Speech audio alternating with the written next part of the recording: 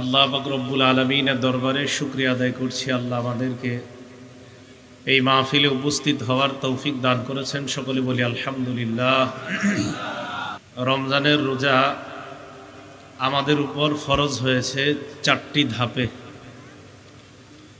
1 number, আল্লাহ আমাদেরকে অভ্যাস করিয়েছেন। প্রথমে এই রোজার মাধ্যমে রোজা আমাদেরকে রাখার অভ্যাস করিয়েছেন। নাসাই শরীফের 2413 নম্বর হাদিস, 2413 নম্বর হাদিস।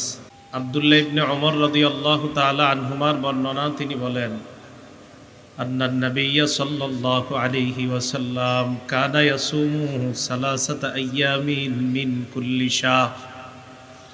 নবীজি সাল্লাল্লাহু আলাইহি ওয়াসাল্লাম প্রত্যেক মাসে 3টা রোজা রাখতেন। সাহাবায়ে কেরাম দেখতেন, তারাও রাখতেন, মন চাইলে কেউ রাখতেন কেউ রাখতেন না। এইভাবে অভ্যাস শুরু হলো। এই গেল প্রথম ধাপ। দ্বিতীয় ধাপ, সহিহ বুখারী হাদিস নাম্বার 2004 নম্বর হাদিস। কদিমা রাসূলুল্লাহ সাল্লাল্লাহু আলাইহি ওয়াসাল্লাম আল মদিনা ফারাআল ইয়াহুদা তাসুমু ইয়াওমা আশুরা। নবীজি সাল্লাল্লাহু আলাইহি ওয়াসাল্লাম মদিনায় আগমন করলেন। মদিনায় এসে দেখলেন ইহুদিরা মুহররমের 10 তারিখে রোজা রাখে। নবীজি প্রশ্ন করলেন, মা হাজা, এটা কি? ইহুদিরা জবাব দিল, হাজা ইয়াউমুন সালিহ, এটা একটা ভালো দিন, বরকতপূর্ণ দিন।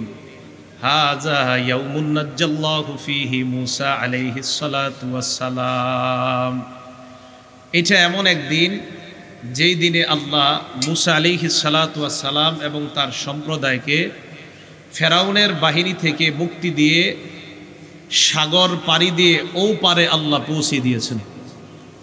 এটা এমন এক দিন। ফাসাবাহু মূসা আলাইহিস সালাতু ওয়াস সালাম, মূসা আলাইহিস সালাতু ওয়াস সালাম শুকরিয়া আদায় করার জন্য রোজা রাখলেন। নবীজি সাল্লাল্লাহু আলাইহি সাল্লাম বললেন, আনা আহাক্কু বিমূসা মিনকুম ফাসামা ওয়া আমারা বিসিয়ামি। মূসা নবীর অনুসরণের ক্ষেত্রে, উনি একটা আমল করার ক্ষেত্রে, ওই আমল পালন করার ক্ষেত্রে তোমাদের চাইতে আমি বেশি হকদার। নবীজি মুহররমের 10 তারিখে রোজা রাখলেন। সাহাবায়ে কেরামকে মুহররমের 10 তারিখে রোজা রাখার নির্দেশ দিলেন।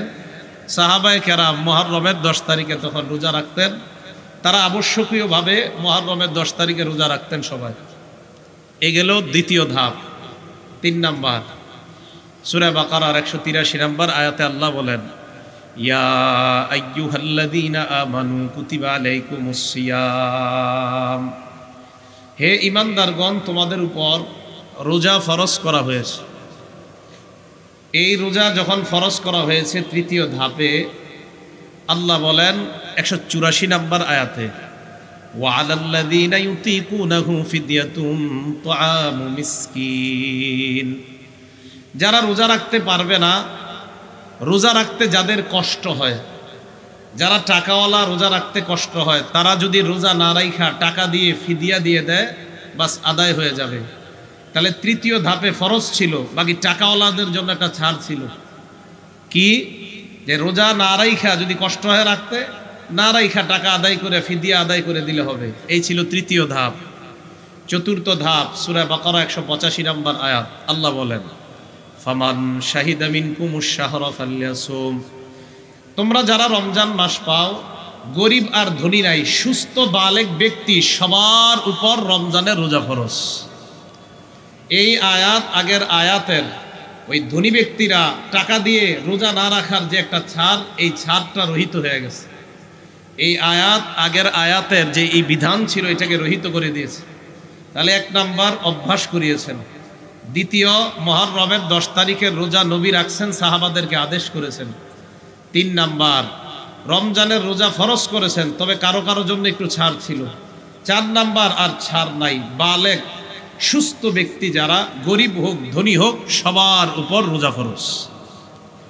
এই 4 ধাপে আল্লাহ রোজা ফরজ করেছেন।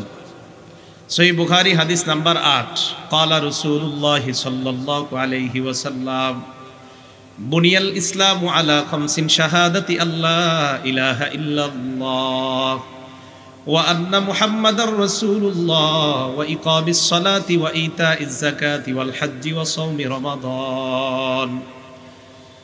নবীজি বলেন ইসলামের ভিত্তি 5টি জিনিসের উপর 1 নাম্বার লা ইলাহা ইল্লাল্লাহর সাক্ষী দেওয়া, মুহাম্মাদুর রাসূলুল্লাহ সাল্লাল্লাহু আলাইহি ওয়াসাল্লাম আল্লাহর রাসূল এই কথা মেনে নেওয়া। 2 নাম্বার ওয়া ইকামিস সালাত নামাজ আদায় করা। 3 নাম্বার ওয়া ইতাইজ যাকাত যাকাত আদায় করা। 4 নাম্বার আল হজ্জি সামর্থ্যবান হলে হজ করা। 5 নাম্বার ও সাওমি রমাদান রমজান মাসের রোজা রাখা। এই 5টা হলো ইসলামের ভিত্তি। এর মধ্যে নবী এই হাদিসে 5 নম্বরে বলেন রমজান মাসের রোজা রাখা। রোজা রাখবো কিভাবে? বুখারী হাদিস নাম্বার 1909 ক্বালা রাসূলুল্লাহ সাল্লাল্লাহু আলাইহি ওয়াসাল্লাম, আল্লাহ নবী বলেন সুমু লিরুয়াতিহি ওয়া আফতিরু লিরুয়া। চাঁদ দেখে তোমরা রোজা রাখো, চাঁদ দেখে তোমরা ঈদ করবা। চাঁদ দেখে রোজা রাখবা, চাঁদ দেখে ঈদ করবা। এই হাদিস দ্বারা বোঝা যায় রমজানের চাঁদ তালাশ করা এটা আমাদের জন্য দরকার। আমরা অপেক্ষায় থাকি যে সৌদি রোজা রাখলে পরের দিন অটোমেটিক রোজা রাখবো, বাস চাঁদ আর কেউ দেখি না। এই সুন্নাহটা থেকে আমরা কেন বঞ্চিত হই? ইনশাল্লাহ আমরা সবাই এবছর চাঁদ দেখব, তালাশ করব, আকাশে চাঁদ তালাশ করব, ঠিক আছে না? এই সুন্নাহ সবাই পালন করবো। আল্লাহ তৌফিক দান করেন।